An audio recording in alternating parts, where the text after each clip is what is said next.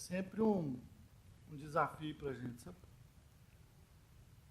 Vim aqui na frente para conversar com vocês.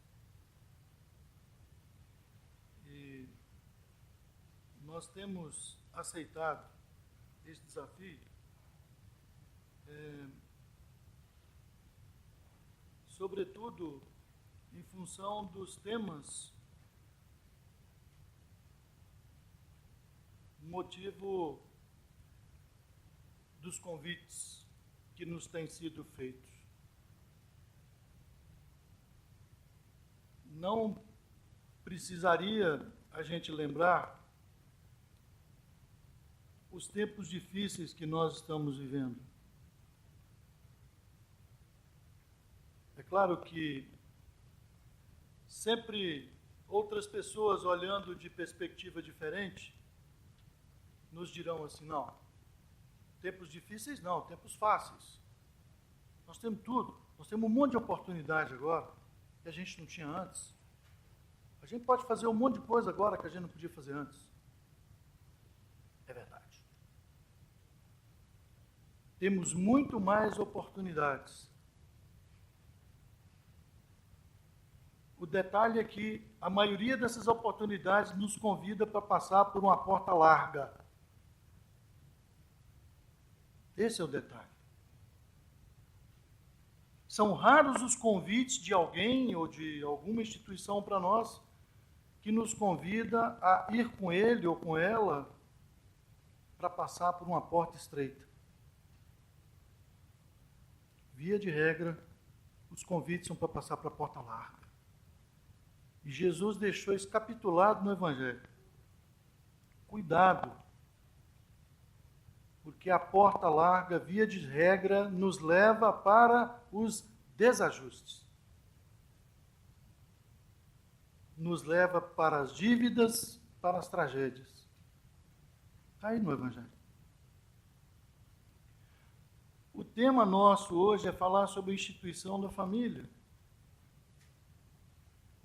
Um tema muito bombardeado hoje. Muito bombardeado.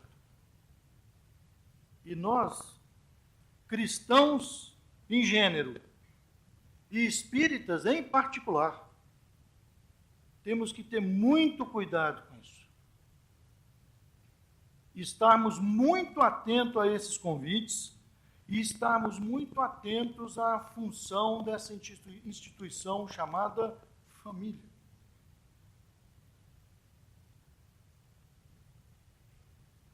Nós vamos começar a falar um pouquinho para vocês de onde vem essa questão da família.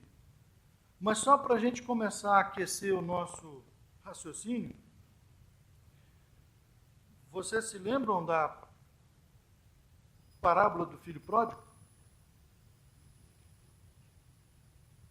Pode ser que existem outras, mas eu lembraria de duas situações em que Jesus foca bem a questão da família. Uma é quando ele diz, honrai pai e mãe, honra seu pai e sua mãe. E a doutrina espírita depois traduz para a gente o que Jesus quis dizer com isso. Não é o motivo da nossa fala. E outra ele deixou uma parábola que traduz bem o que é isso. Eu poderia abrir a fala ou fechar a fala com essa parábola. Estou preferindo abrir a fala com essa parábola. Vocês se lembram do filho pródigo? Do pai dos dois filhos e que tinham tudo lá na fazenda deles, na terra deles, e um dia falou, não, eu tenho um monte de oportunidades, mais ou menos assim, sabe? Me chegaram agora um monte de oportunidades. Então foi no pai e falou assim, o senhor me dá a herança que me cabe? Que eu quero ir pelo mundo, gozar o mundo. Eu falei, não, faz isso não, senhor.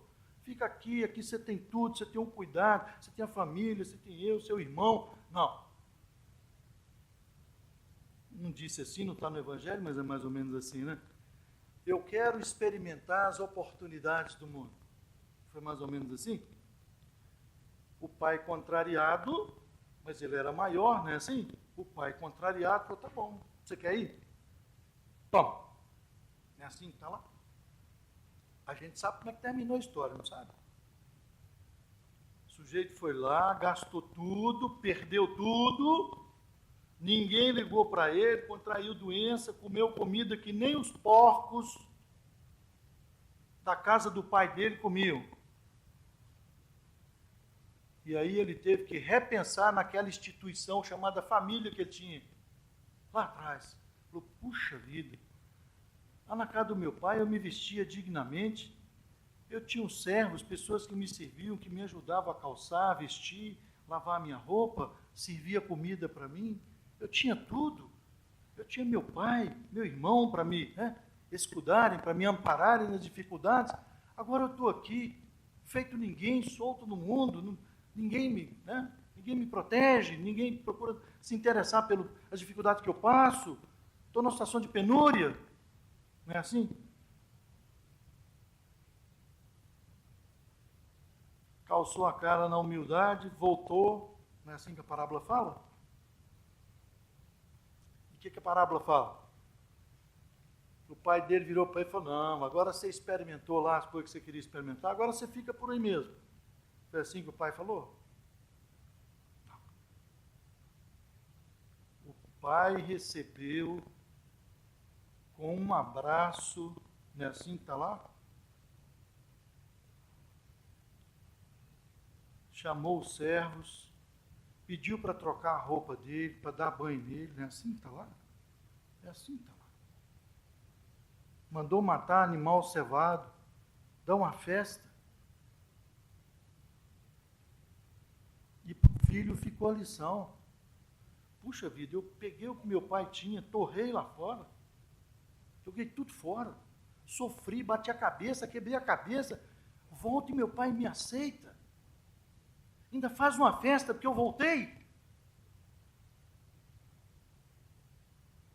O pai dessa parábola é Deus, né? O filho pródigo, né? Somos nós. Pegamos recursos, as coisas, vamos lá, né? Fazemos as nossas atrapalhadas. E a gente para por aí na parábola, mas eu queria alertar que não é só assim não. Tinha mais gente, né? Você falou, aí o filho pródigo se enquadrou e tal, não é assim? Mas a parábola prossegue. Vocês se lembram?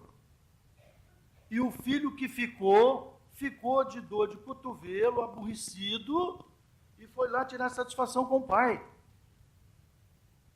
Ué, eu tive aqui todo esse tempo, eu estou aqui trabalhando, me esforçando, não sou perdulário, não gastei as coisas, não te contrariei, o senhor nunca me deu um animal para matar, para eu fazer uma festa para os amigos. Agora o sujeito aí faz tudo isso de coisa errada, torra a sua grana, os seus bens, pai. Vai lá e o senhor faz uma festa para recebê-lo. E assim está lá? Está lá. Não com essas palavras, mas o sentido é esse. E o pai diz assim, meu filho, você está sempre perto de mim, você tem tudo é seu. Você está sempre comigo. Eu fiz a festa porque eu tinha perdido seu irmão. E eu recuperei seu irmão. Por isso a festa. A parábola está, o sentido é esse. As palavras não são o que eu estou repetindo. Mas o sentido dela é esse. Então ele deu uma lição no outro, que não conseguiu entender, e também somos nós, outro lado da moeda do filho, que não é o chamado filho pródigo. Mas era um que não teve alcance do que foi o perdão do pai e recuperar o outro filho, o irmão. Achando que o pai estava premiando, o pai não estava premiando o filho.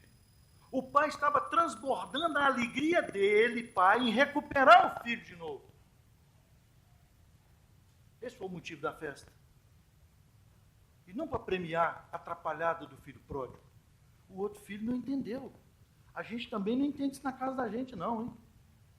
De vez em quando nós vamos lá no papai e na mamãe, mais jovens, agora não, né? E não vamos lá reclamar algumas coisas? Vamos, sim. Vamos reclamar. Então, assim, olha como Jesus montou a parábola. Como ela está montadinha para mostrar para a gente. Como a gente tem tudo. E a gente tem tudo? Tem.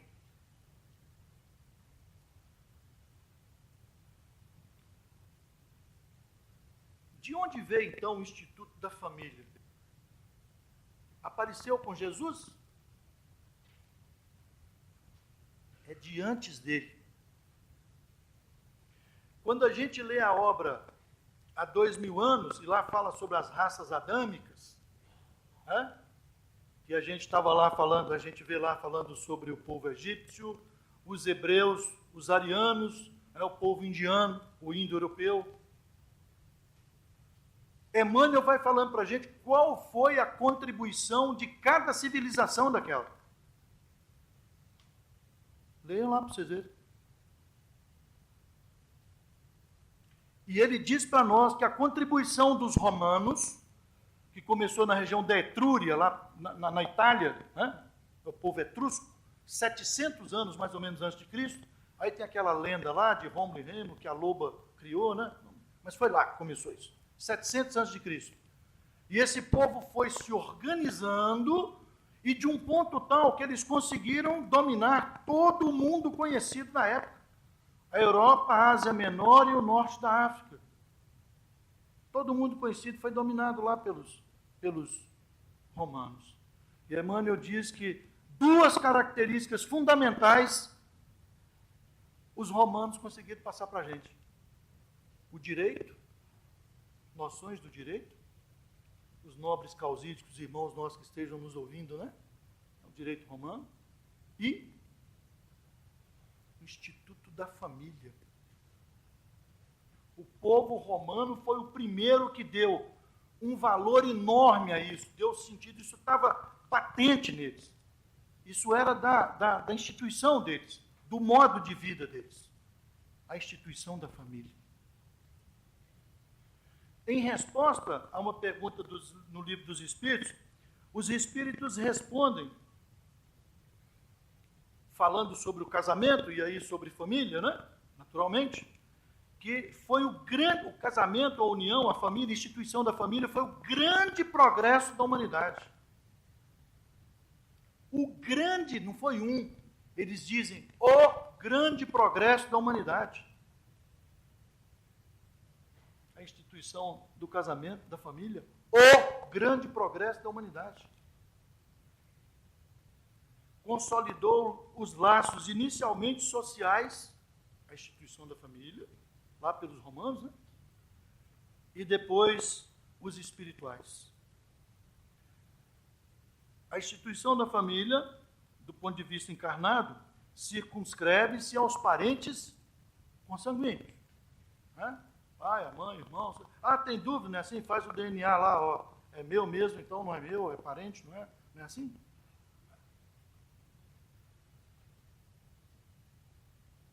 Qual que é o papel de cada membro na família, meus irmãos? Tem papel definido. E nós sabemos que papel é esse. Podemos, às vezes, não desempenhar bem esse papel, não concordar com ele. Isso é outra história. Que cada membro da família tem papel? Tem. Por exemplo, o pai, e aqui eu não quero entrar em polêmica com nenhum irmão que vem... Eu estou fazendo uma palestra para vocês, irmãos e irmãs, do ponto de vista espiritual e moral. Eu não estou aqui fazendo proposição de nenhuma tese sociológica, antropológica, nada, não é ciência. Eu estou fazendo uma palestra religiosa. Evangelho, Bíblia, Novo Testamento. Só para a gente se situar. Então vamos lá. Qual o papel do pai, historicamente? Ah, está mudando. É claro que está mudando. Não é esse mérito que eu quero entrar. Né? Mas assim, historicamente, o pai, provedor, foi o defensor dessa família, o esteio dela, né? Foi o disciplinador, ele foi a razão, não é assim? Você fala, o homem é a razão. Né?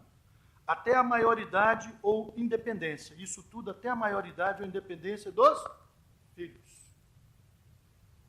Depois que os filhos tornam-se dependentes, Do ponto de vista do pai, o pai tem um outro papel, que não é mais o papel de ser o provedor, o defensor, porque constitui outra família, né? Sai de casa para estudar, para trabalhar fora e tal, tal. Mas o pai passa a ser tem o papel de ser a referência. O pai continua com o papel de ser referência para os filhos. Aos 40, aos 50, aos 60, aos 70, aos 100 ou aos 200 anos. A mãe, historicamente, é o equilíbrio, é a ternura, é o sentimento, é a ponderação durante toda a vida. O pai é a razão, a mãe é o sentimento. É assim?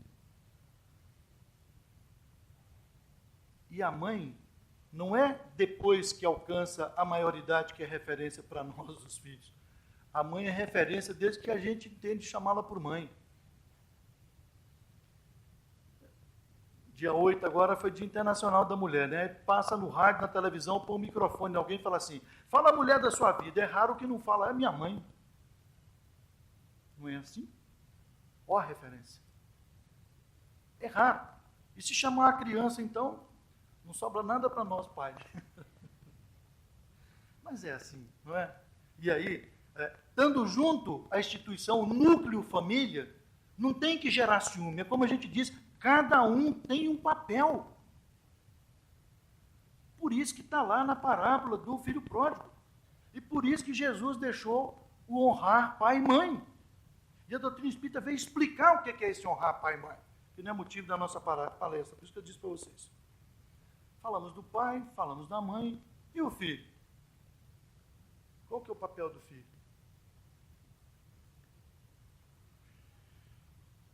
O filho tem o papel de ser o aprendiz. Eu fiquei imaginando na hora que eu fui escrever esse negócio aqui, sabe, André? O que é a primeira aqui do filho, né? Não é ser aprendiz? O primeiro papel do filho é ser aprendiz, senhores, meus irmãos. Passa na cabeça de alguém nascer pronto? Eu não vim ensinar o papai e a mamãe? Está invertido. Está invertido. Ah, mas eu não gosto de obedecer, eu gosto de mandar. Bacana. Então vai lá estudar o que é mandar. Quando a gente vai estudar mandar, lá diz que o primeiro passo para saber mandar é saber obedecer. O primeiro passo para saber mandar bem, é saber obedecer. Então, se eu brigo com o mundo e digo que eu não obedeço ninguém, e eu acho que eu sei mandar, eu não sei mandar. Eu não sei mandar. O filho é a quem cabe a obediência. Deus do céu. Pode ser que aconteça? Pode. Mas isso é a exceção. A regra é o pai e uma mãe não permitir que o filho faça algo que cause mal a si próprio. Essa é a regra. Essa é a regra básica. Que inclusive faz estreitar os laços de confiança no relacionamento. Por isso que o papai fica dentro da piscina funda, não é assim? E diz para o filho, pula, e ele pula. Ou não pula? Pula. Pula. Sabe que é fundo, mas pula, porque confia no pulo. Quando vai crescendo um pouquinho, continua pulando. E às vezes, quando é uma pessoa estranha, o menino não vai. Por quê? Porque não confia. Não é da relação dele, não é do convívio dele, não é da confiança dele. É isso que é construído num lar. Entre pai e mãe, ou a família, vamos aqui, conjunto familiar, os filhos. Aí como chama, união estável, tal, né? Pai, filhos, irmão. Eles se amam, se respeitam e convivem, revelando uns para os outros o quê? Inclusive as fragilidades.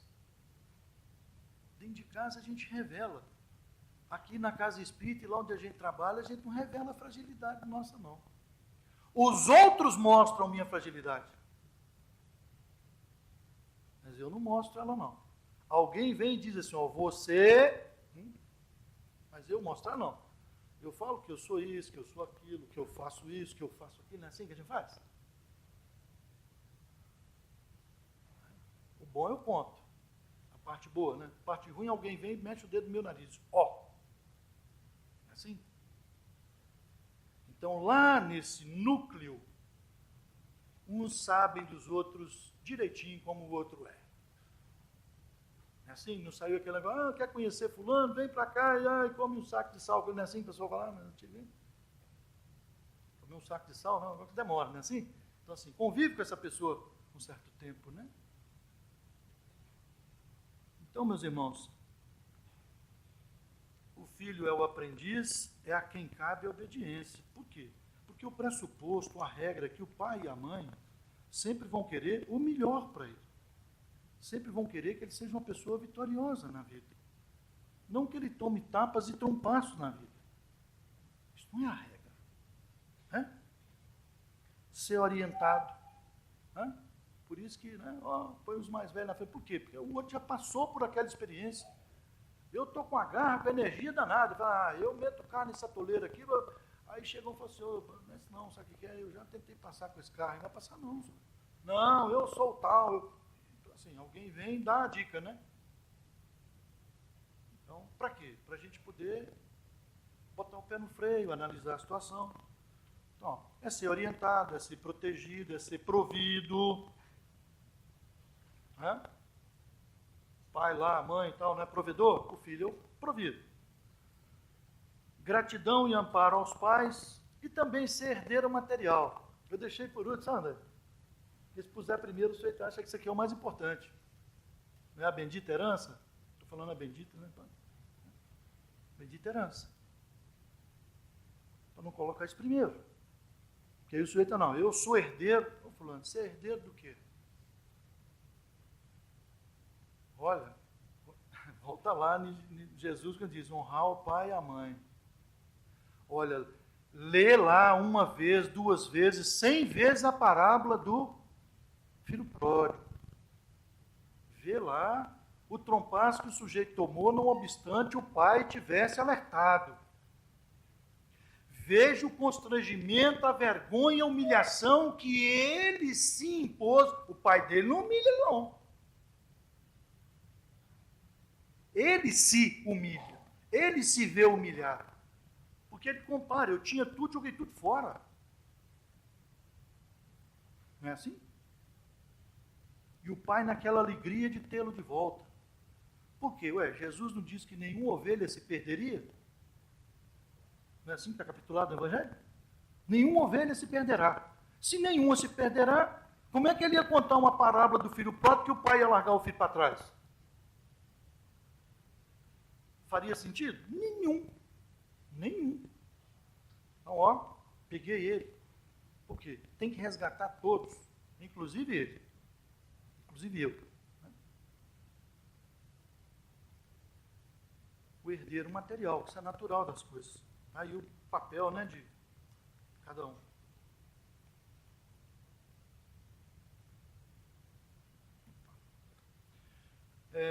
Agora, o que interessa muito para a gente, um pouquinho sobre a família espiritual. Como que ela é constituída? Aqui sai um, escolhe o outro, não é assim? E montou lá, resolve teus filhos, 1, 2, 3, seja adotado, outro, não importa, mas termina assim. Né? Como é que é montada a família espiritual? Mais ou menos assim. É bem assim, não. Por quê? Porque se do lado de cá a gente tem um poder amplo de escolha, do lado de lá não é assim, não. Para que o Instituto da Família? O Instituto da Família é para que, olha o tema de nosso hoje, ajuste em família. A instituição familiar é aquela onde a doutrina espírita ensina para nós que o próximo mais próximo nosso está onde? Em casa, no lar. seu próximo mais próximo está no lar. Se a gente é um tirano lá e bonzinho aqui, alguma coisa está errada. Não é que eu ser bonzinho aqui está ruim, é que está fugindo do script. Porque eu primeiro preciso ser bonzinho lá. Não é que o que estou fazendo de bom aqui joga fora. Mas é que lá é mais importante, tem um peso maior, uma consideração maior. Lá em casa. É lá que nós temos que nos ajustar com as pessoas.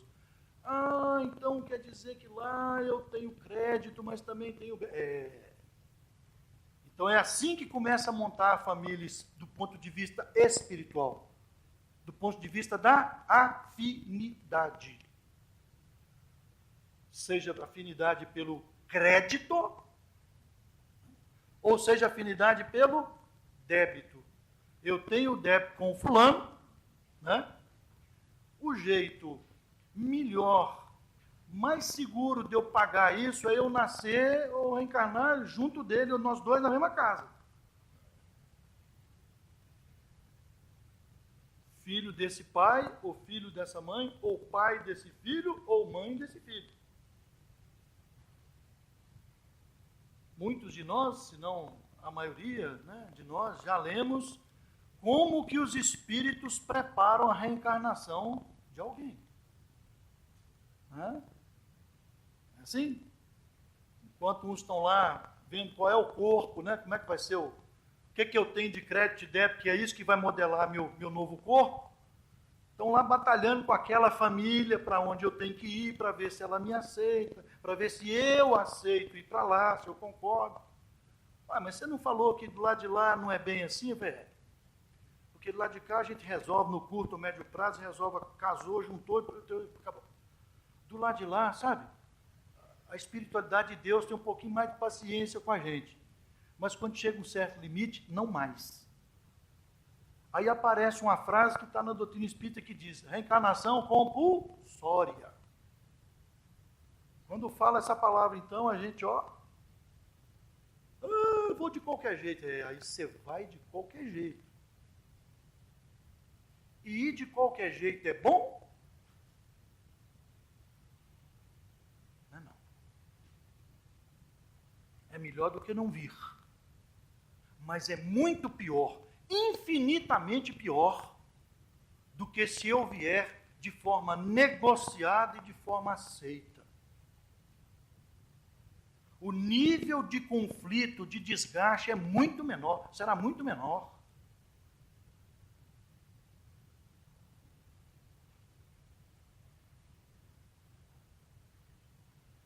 Eu dizia, enquanto há equipes que estão lá cuidando, modelando o meu corpo, a outra equipe espiritual que está me aproximando daquele núcleo familiar com o qual eu tenho afinidade. E a doutrina espírita diz, felizes de nós, daqueles que nós podemos encarnar com aqueles que reencarnar, junto daqueles que nós temos dívidas ou débitos, de erros que nós cometemos com eles lá atrás, de desconstruções infelizes nossas, e a gente voltar agora e reconstruir essa amizade, reconstruir a confiança com aquela pessoa. Meus irmãos, a confiança é muito. É muito. Eu dizia aqui do exemplo figurado do menino pulando na piscina funda com a gente, que é o papai que está lá segurando. É o princípio da confiança. Se não tem confiança, se não cria essa confiança, se não desenvolve essa confiança, não vai. Nós vamos ser sempre pessoas, sabe, inseguras. Ah, eu estou com a fulana, mas não vai dar certo. Ah, eu estou com o fulano, mas esse negócio acaba amanhã. Por quê? É insegurança pela falta de confiança. Eu não estou entrando no mérito aqui de como vem, como vai a confiança, como seria outro motivo de outra palestra. Eu estou dizendo que, como não tendo essa confiança, e essa confiança veio de onde? Essa confiança veio da aceitação, daquele diálogo prévio que existe entre o reencarnante e a família que vai recebê-lo. se esse diálogo é aberto, se esse diálogo é de acolhimento, se esse diálogo é de alegria, se esse diálogo é de confiança ou se esse diálogo é de conflito.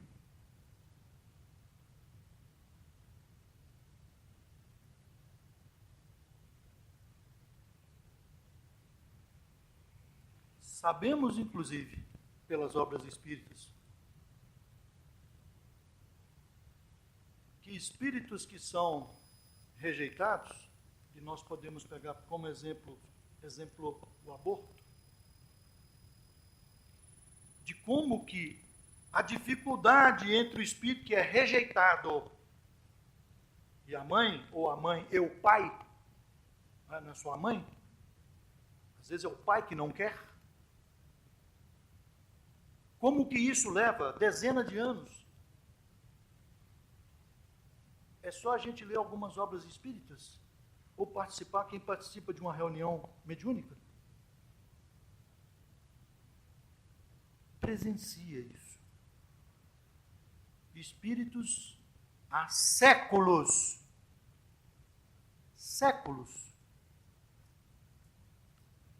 porque foi rejeitado.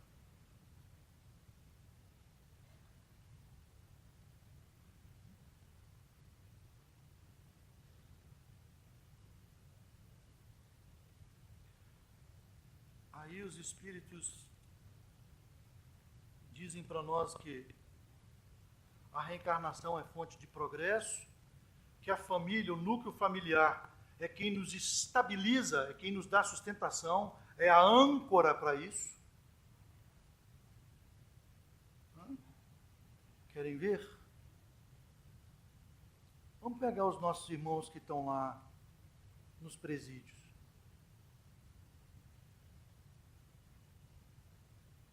Pesquisemos sobre a relação familiar deles.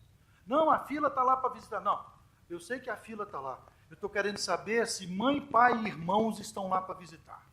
Não. Está lá ou a mãe, ou o pai, ou uma tia, ou uma avó. Não tem família visitando as pessoas que estão lá. Prestem atenção. Só vocês procuram saber. Onde é que eu estou querendo chegar com isso? É o que nós vamos ver aqui.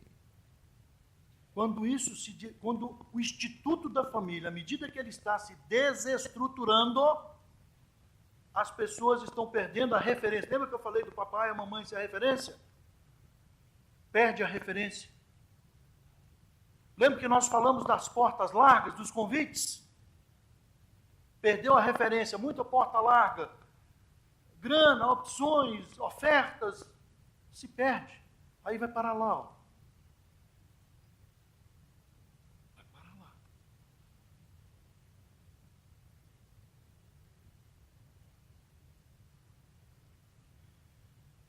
Kardec pergunta aos espíritos, na pergunta 781 do Livro dos Espíritos: o homem pode obstar o progresso moral, né? Naturalmente, indefinidamente?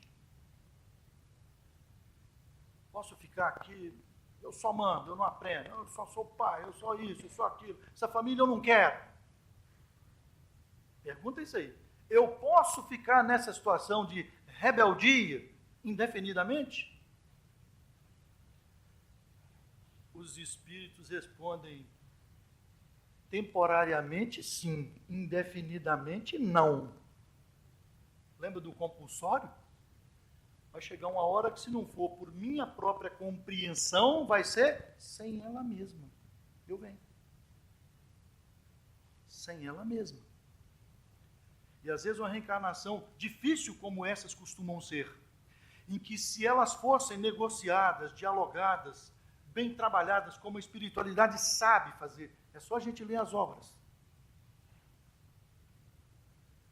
Outros irmãos reencarnam na família para nos ajudarem. Tem uma obra que eu li há muitos anos, aí eu não lembro, me perdoem, mas assim, uma família que veio com esse compromisso, o pai e a mãe de 4 filhos, e de passar por uma série de dificuldades. Aí tiveram o primeiro filho, aquela situação difícil, aí tiveram o segundo, a situação ficou mais difícil ainda, tiveram o terceiro filho, menino dando problema, menino capeteado para danar, e situação financeira terrível. Ela engravidou. Quarto. Ela mais o marido resolveu dizer assim, não dá não, né? Não sem falta de durante o sono, no plano espiritual, os espíritos dizem, compromisso tem 4. Não. A gente levanta de manhã e fala assim, eu tive um sonho confuso. Sonhei com os negócios, sabe que eu estava pagando as promissórias, uns negócios esquisitos lá. Eu não sei bem o que é aquilo, não. É assim, o sonho é um negócio bizarro para nós, porque ele é fragmentário. Você não lembra todinho o sonho, você lembra de pedaços do que a gente vê do lado de lá. Por isso que ele fica, às vezes, na maioria das vezes, sem sentido. Moral da história. Essa quarta criança é aquela que viria para dar estrutura à família financeira e que era o par desse terceiro, que era o danadinho. Era o espírito que ele respeitava, o pai e a mãe não, mas aquele que estava vindo ele respeitava. Então, o quarto era a solução, não era o problema da família. Mas aí também não, a gente fala assim, né? Mas aí também não, não é? Como é que a mãe e o pai iam adivinhar? De novo, lembra da porta estreita e da porta larga? Quando a gente procura a porta estreita, as boas ofertas, os bons avisos, os bons conselhos, as ajudas vêm para nos conduzir às vitórias morais. Quando a gente escolhe as portas largas e a gente se dá mal, os que estavam lá gozando tudo com a gente, assim, bom, agora senta aí, cara, você ficou na pior aí, né? É assim que fala, você está na pior aí. Não a gente está junto, não, senta sozinho aí.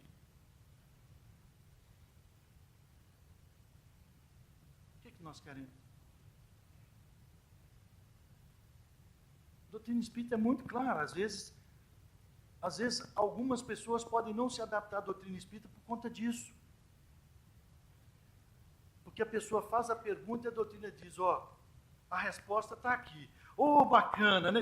Aí a doutrina espírita põe no colo da gente assim, mas a decisão é sua. Aí falou, não, pera. Eu queria também que a decisão não fosse, né? A resposta está aqui, mas a decisão é sua. Quando fala que a decisão é nossa, pronto. Aí fecha o tempo. Por quê? Porque a gente está querendo alguém que carrega a cruz nossa. Lembra lá do sujeito que carregava a cruz dele, estava pesado demais, catou todos os outros lá, depois falou, nossa, a minha é mais leve mesmo. É assim. É por isso. Porque não bate na porta certa, na porta estreita para se instruir, para se aconselhar. Então, uma casa como a nossa dá muitas ferramentas para a gente isso. Eu estou comentando aqui a guisa do que eu falei há 5 minutos atrás, é do pai e a mãe, mas a gente não sabia.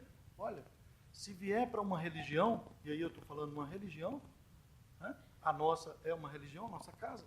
Se vier para cá, vai ter as palestras, vai ter as boas obras, vai ter aqui os cursos, vai ter o evangelho, vai ter a tarefa, vai ter orientação espiritual, dizendo, olha, cuida mais assim, faz mais isso, Tem a evangelização para as crianças, pessoal. Lembra a gente de fazer o culto cristão no lar, que é o cimento para essa família continuar junta. É cimento. O culto no lar. Temos até a doutrina espírita ensina, comprem livros infantis para que os meninos, desde cedo, gostem de participar do culto do Evangelho no lar.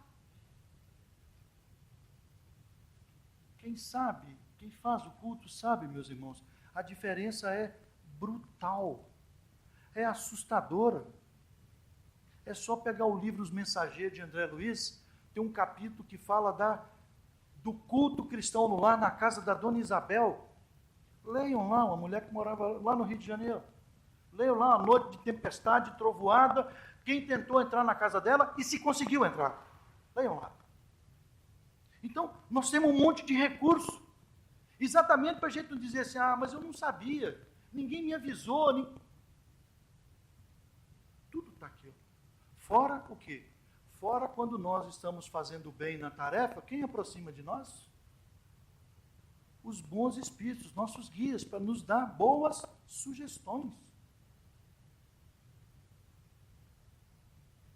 Eu li e reli recentemente uma obra que já é 17, 18, 19. Pelo terceiro ano consecutivo, a gente fala sobre... A base é essa obra, o título não é. O primeiro foi, chama Nas Fronteiras da Loucura, de Manuel Filomeno de Miranda, do Divaldo. Fala sobre o que é o carnaval do ponto de vista espiritual. É como se fosse passar um filme sobre o carnaval e a gente fosse assistir. Só que é de verdade. Eles mostram o que acontece do lado de cá e do lado de lá. Mostra o tempo todo para a gente. Então, isso mostrando para a gente, e a gente sempre coloca essas coisas, né, porque essas obras mostram muitas coisas para a gente. Mostra, inclusive, uma frase do Dr. Bezerra que eu gostei, me impactou muito. Quando o Filomeno fala para ele de uma determinada pessoa que estava passando por uma dificuldade muito grande e que foi assistida pela espiritualidade. E o problema, a gravidade do problema que ela estava enfrentando ficou menor. E o Filomeno pergunta: irmão Bezerra, é isso mesmo? Se valeu da bondade, da misericórdia do Senhor? O Bezerra disse: irmão Filomeno, quando a justiça divina nos procura, nos bate a porta para cobrar alguma coisa, e nos acha trabalhando no bem, a misericórdia divina intercepta. Essa frase está lá no livro Nas Fronteiras da Loucura. Quando a justiça divina vem em busca de qualquer um de nós e nos acha trabalhando no bem para fazer o acerto de conta, a misericórdia divina intercede. Então é por isso que a conta fica suave.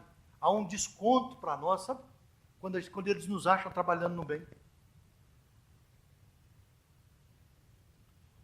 A gente não deve nunca perder de vista, meus irmãos, que aquela criança que reencarna no lar de vocês e no meu, isso é muito importante a gente não perder isso de vista. Porque a matéria é um negócio extraordinário, tanto que os espíritos explicam para a gente que a gente aprende também a ciência e aprende moral no mundo espiritual. Mas a gente aprende mais quando a gente está encarnado. A matéria tem um poder sobre a gente espetacular. E a gente deve sempre olhar que aquela criança, aquele nenenzinho que chegou na nossa casa, também é um espírito. Ah, mas se eu pensar assim, será? Nasceu bacaninho assim, como é que eu vou olhar assim? O sujeito aí é um ancião. Não é para mentalizar ancião nenhum. Não estou falando isso. Nós estamos falando para a gente compreender. Primeiro que aquilo não é um brinquedinho meu. Né? Eu não vou brincar com aquela criança. Aquilo não é de minha propriedade. Eu não vou deixar ele como herança. Aquilo é um ser como eu, que está vindo para essa vida, para quê? Para progredir, para evoluir. Eu preciso compreender isso. E ver qual é o meu papel na família, como pai, ou como mãe, ou como irmão, junto com aquela criatura, para ajudá-la. Essa tem que ser a minha postura. Né? E não pegar aqui e dizer que é meu, não, tem que cuidar, mas ele é um ser que depois de um certo tempo, que caberá a mim ensinar as boas coisas para ele e cortar, né, os maus pendores dele, porque isso é dever do pai e da mãe, né? E do irmão mais velho, né? Assim, que pode ajudar muito. Depois de um certo tempo, essa criatura vai virar um ser independente. Vai caminhar com as próprias pernas. E também ser responsável pelos seus atos. O papel dos pais, meus irmãos, e esse papel é intransferível, é proteger pais e mãe, pais. Proteger, prover, educar, né? Instruir, intelectualizar, disciplinar, né? Educar. E moralizar. Por isso que eu falei que a palestra é religiosa. Estamos fazendo palestra científica nem filosófica. Moralizar. Ué, mas como é que nós vamos resolver essa parada? Pois é. Aquele pequenininho que chegou na mão da gente lá, nós temos o compromisso de ajudá-lo. E ajudá-lo contendo as suas más tendências, ensinando virtudes para ele, ética, respeito aos outros, noções de direito, noções de dever. Desculpem agora meu parente e meu desabafo. Eu ando meio cansado da gente só falar de direito. E não ouço ninguém falar nem escrever de dever. Como viver em sociedade se todo mundo só tem direito? Nunca vi isso. Eu nunca vi isso. E hoje as pessoas só falam meu direito, tá bom. E quais são os meus deveres? Aí parece que salta a conversa, sabe? Fica assim, sabe? Como se eu não estivesse no ambiente mais. Não é comigo. É comigo sim. Direitos e deveres para as crianças, para os filhos. Né? Esse é o papel dos pais. Dar exemplo dos ensinos, não é só ensinar, é exemplificar. Oferecer uma religião, e a nossa pode ser ofertada em amplo aspecto, né? Ou espectro. Pode pegar desde o culto no lar, na casa da gente, que a instituição ajuda a montar, facilita. Oferece evangelização infantil, oferece a mocidade, oferece a casa para a gente trabalhar aqui. Está tudo aqui, meus irmãos. Nós somos os filhos pródigos. Nós não somos. Está aqui na nossa mão, está lá na nossa casa e aqui, ó.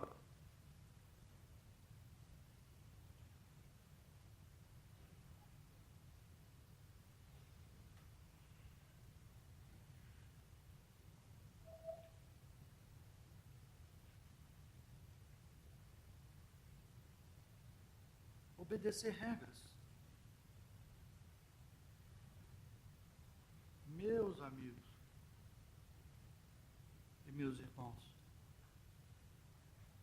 tem uma pediatra muito respeitável aqui em Belo Horizonte, chama a doutora Filó, né, doutora Filomena. Ela faz homilias lá na igreja Nossa Senhora da Rainha. De vez em quando eu estou ligando os canais de televisão lá, quando é ela que está falando, vocês acham que eu não escuto, não? Ela tem uma bagagem, além de muito conhecimento do Evangelho, do ponto de vista católico, ela tem uma bagagem enorme como profissional pediatra. E ano passado eu peguei uma gravação dela de 45 minutos a 50 minutos, mais ou menos, que o Colégio Santo Agostinho pediu para ela fazer uma palestra para os pais. Devia ter mais ou menos 500 ou 600 pais. Que palestra que a doutora Filó fez. Vou pensar. Em determinado momento, ela virou para o pessoal e falou assim, e eu me senti lá na cadeira, né? Ela falou assim, ó, vocês que estão sentados aí, que são os pais, o pior erro que vocês cometem, olha o que ela falou, o pior erro que vocês cometem, depois de ter citado um monte de problema na clínica dela, de menino que chega lá com problema de depressão, de droga, de álcool, de tudo que problema, das portas largas aí que a gente já sabe, né? Como é que é? Então ela falou, ó, sabe qual é o pior erro que vocês cometem? Pais, vocês dizerem, não quero que os meus filhos passem pelas dificuldades que eu passei. Ela disse, vocês são fortes, pais, vocês são vencedores, vocês são pessoas que criaram a sua couraça, vocês criaram a sua blindagem e conseguiram vencer porque vocês passaram pela dificuldade. Não é papel dos pais botar o filho no colo. Não quando a responsabilidade já pode ser assumida por ele. Enquanto não for a responsabilidade assumida por ele, ela é nossa. Nós estamos falando aqui, depois que é assumida por ele. Os filhos precisam assumir as responsabilidades deles. Por exemplo, estudar. O pai e a mãe tem que estudar para ele, fazer o dever de casa para ele. Né? Eu faço o dever se o senhor me der não sei o quê. Ô mãe, eu faço a prova, eu passo de ano se me ganhar a viagem para Disney. Isso não é, isso é barganha, né, meus irmãos? Isso é barganha, o nome disso chama barganha. Barganha. Os pais vão ficando refém desse tipo de coisa. E ela, meteu o chicote, mas sem dó. Eu falei com vocês, aí eu me senti lá também, chicoteado, né? E ela, né? O pior que vocês fazem isso. Não façam isso. O menino avisado, o menino divertido, o menino, né, de certa forma, até vigiado, às vezes, quando ele toma a pancada, ele tem que vir e você sentar carinhosamente, você dizer, você foi porque você quis. Você não pode dizer que seu pai e sua mãe não te avisaram. Você não pode dizer que aqui em casa você tem esse exemplo. E passar o sermão mesmo. Porque no plano espiritual, meus irmãos, nós tomamos sermão também. Não porque lá alguém aponte o dedo para a gente, igual o papai faz aqui com a gente. Lá não. Lá a gente vê alguém contando o sofrimento dele, a dificuldade, e o filme dele eu percebo também que é o meu. E quando ele chora na frente dos outros, quando ele se arrepende na frente dos outros, quando ele se humilha na frente dos outros pelo problema que ele passou, pelas dificuldades que ele foi derrotado, pela sua prodigalidade, né? Teve tudo e jogou tudo fora. Vocês estão achando que do lado de lá o sujeito sai metralhando os outros, xingando o pai e a mãe? Leiamos os livros. Do lado de lá um negócio chamado vergonha, constrangimento, põe a gente desse tamanzinho perto dos outros. E não é porque eles nos acusam, não, é porque eu me vejo lá e me posiciono desse tamanzinho. A minha consciência que pega meu tamanho e faz assim, ó. São eles não. Mas dói, mas dói muito. Mas dói muito. Dói tanto que muitos prefeririam tomar uma surra de vara ou de cinto de cuião do que passar por uma situação dessa.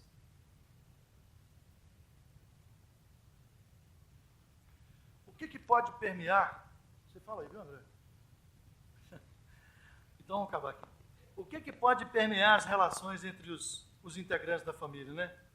Ódio, vingança, inveja, orgulho, né? Mas nasceu bonitinho ali. Eu vou ficar pensando no ódio. Não estamos falando isso. Nós estamos falando que é um espírito, não é assim? E que nós temos que receber. Ficar atento para as mazelas dele, para a gente ajudá-lo a vencer as mazelas dele. É só isso. Orgulho, vaidade. Outros têm isolamento.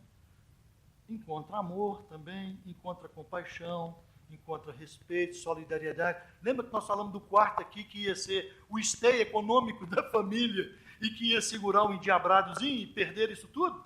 Ficou o caos na família? Isso. Tinha um plano, um planejamento, e a reencarnação é planejada. Lembra que eu disse, tem uns espíritos que ficam planejando ali o corpo, e os outros estão planejando como ele vai encaixar em que família, como é que vai ser.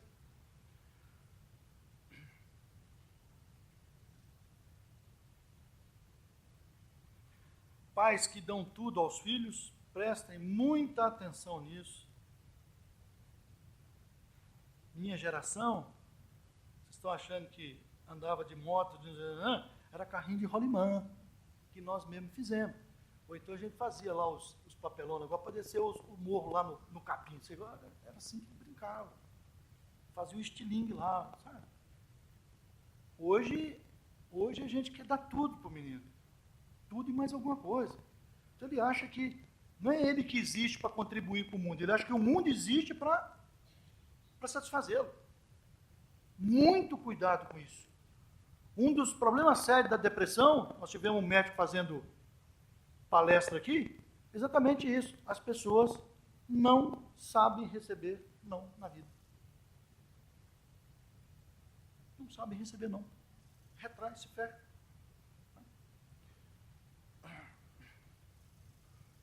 fechar aqui, viu, André?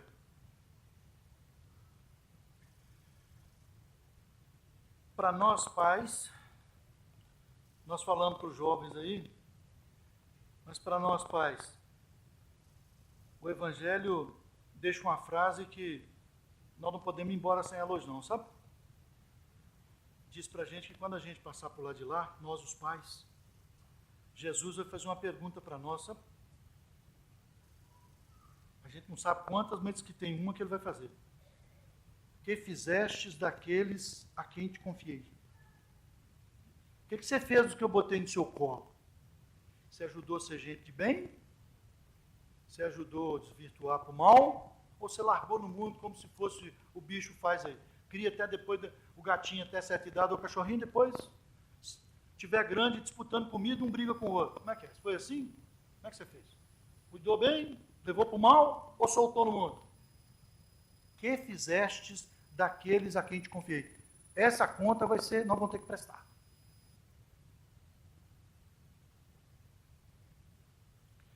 Qual seria, finalizando, viu, André?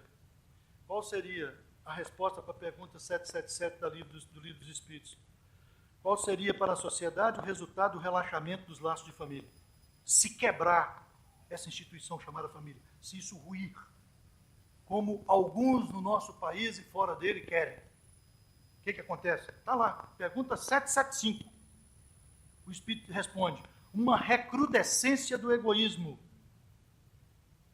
Uma recrudescência do egoísmo. Se os dois maiores males da humanidade, orgulho e egoísmo, ele está dizendo, ó, se quebrar o instituto da família, se ele falir, recrudesce o egoísmo. E não é isso que a gente está vendo aí. Eu agradeço, sensibilizado, as vibrações que vocês me endereçavam. Peço desculpas se eu não consegui preencher as expectativas de vocês. Tenham todos uma boa noite. Paz e alegria a todos.